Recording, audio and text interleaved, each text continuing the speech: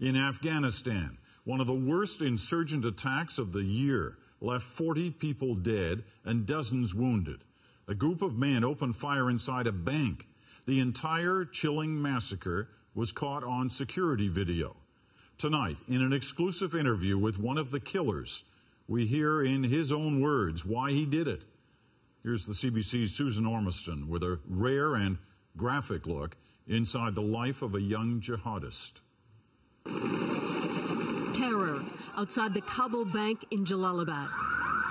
Dozens fled from insurgents shooting their way inside the bank.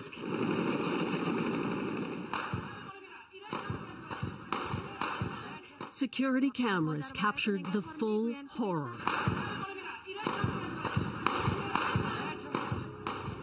"40 people executed, coldly, by a man dressed in a stolen Afghan police uniform. Sent here to kill infidels. Look closely. This is that man. The kind of young jihadist that Afghan and foreign forces are fighting against. His name is Sher Ajam, and for the first time, he told us his story from a madrassa to murder. I was enjoying to shoot the people. You were enjoying shooting people? Young and poor, he was recruited only months before from Miram Shah in North Waziristan, Pakistan. Another man took him to a mountain camp for training in firearms and explosives, run by the Haqqani network, an arm of the Taliban. He was encouraging me that let's go there, there's a jihad is going on, let's do jihad. Jihad against the British, against the Westerns. Why did you want to do jihad against the Western? The God will appreciate it and he will be happy. Do you hate the West? No, I've never seen them. This attack was organized first in Pakistan. The two jihadists took a local bus across the Afghan border to Jalalabad, and once here, they were controlled by a third man, Matiullah. He put us in the car, and then in the car he gave us uniforms of police uniform, and then he gave us an AK-47, which says Kalashnikov, with everything, and he took us and dropped us behind us of Kabul Bank, and he told us that please wait for my phone call, and when I called you, then start your operation. How did you feel when you were shooting innocent people?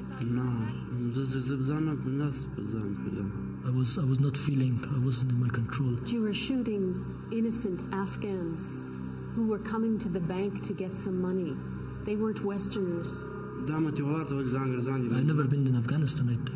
I didn't know that they're not Westerners. There were women in burqas you shot. I was told that the Westerners are coming here in Afghans' clothes, like in a very basic clothes, they're coming to the banks, and they're all Westerners. Can you read and write? Sher Ajam wasn't supposed to survive. He was wearing a suicide vest, but never used it. Instead, Matiullah told him to shed his uniform and walk out, where police caught him. Have you ever thought about the families of the people that you killed? Matiullah telling me to do that, but it was me that I carried the killing of the innocent people. Do you regret it? It wasn't a good action. I didn't do something good, so I shouldn't have done it.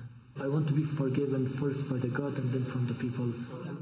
The Taliban has stepped up attacks like these against civilians, using radicalized youth like Sher Ajam.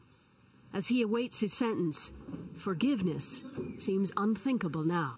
President Hamid Karzai has urged the Supreme Court to sentence this man to death. But the attack has already reignited fury among Afghans that the real threat here is coming across the border from Pakistan and extending this war in Afghanistan.